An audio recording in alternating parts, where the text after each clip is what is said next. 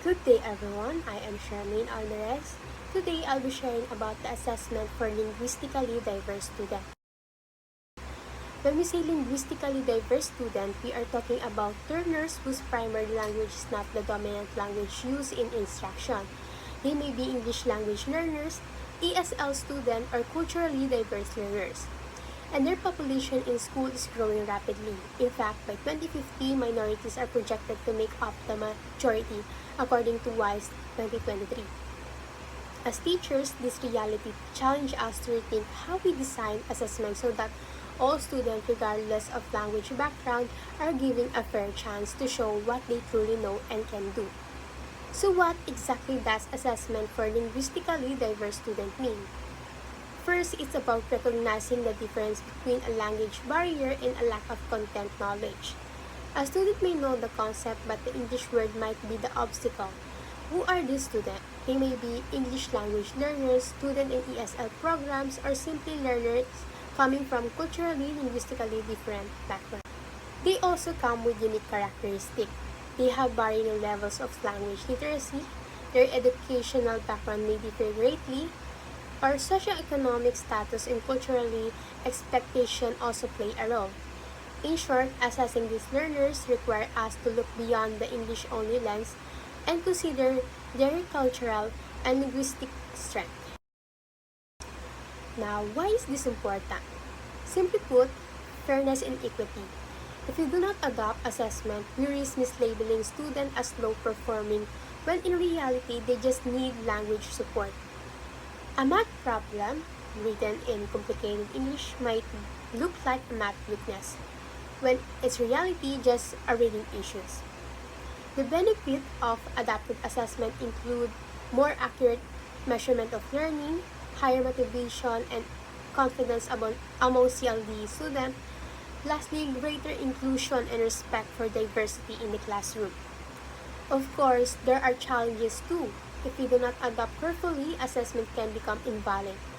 Students may feel frustrated and disengaged, and if we ignore, the achievement gap between native and non-native speaker can grow even wider. So the key is balance, fair opportunities without compromising validity. Let's now move to the how. How do we assess linguistically diverse students? There are several types of assessment we can use. First, formative assessment, done during learning. There are small flexible checks for understanding like observation, oral questioning, or nonverbal cues. Teacher may use code switching or simplified instruction to help.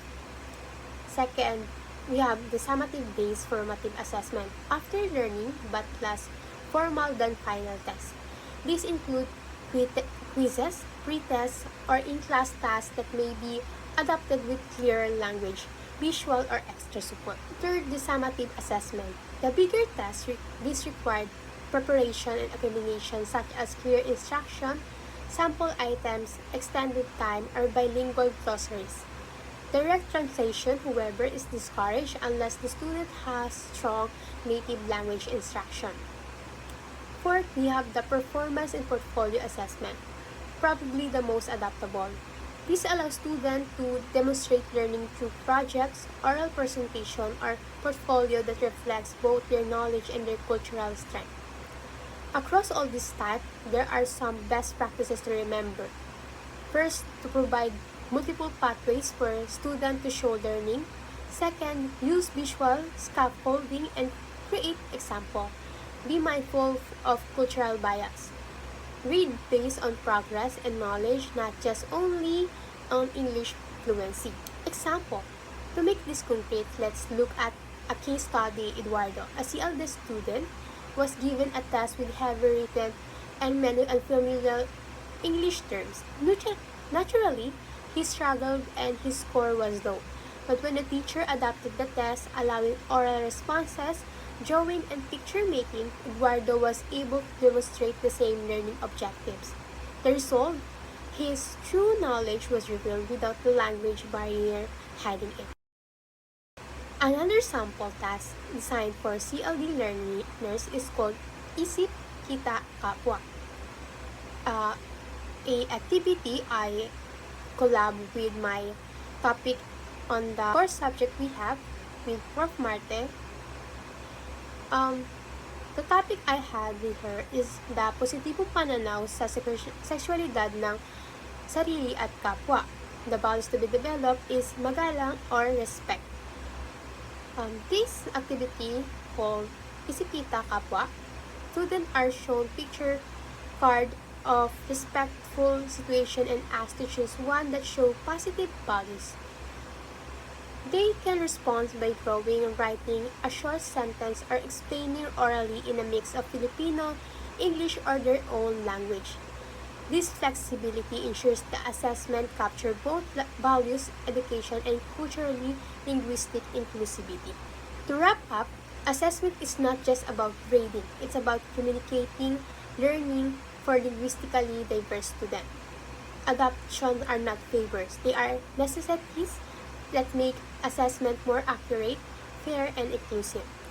As future educators, we must balance validity with equity and always remain sensitive to culture and language. When we design assessment that meets students where they are, we empower them to succeed not just academically but also personally and socially. To end, here are my activity basis for rubrics and also my references.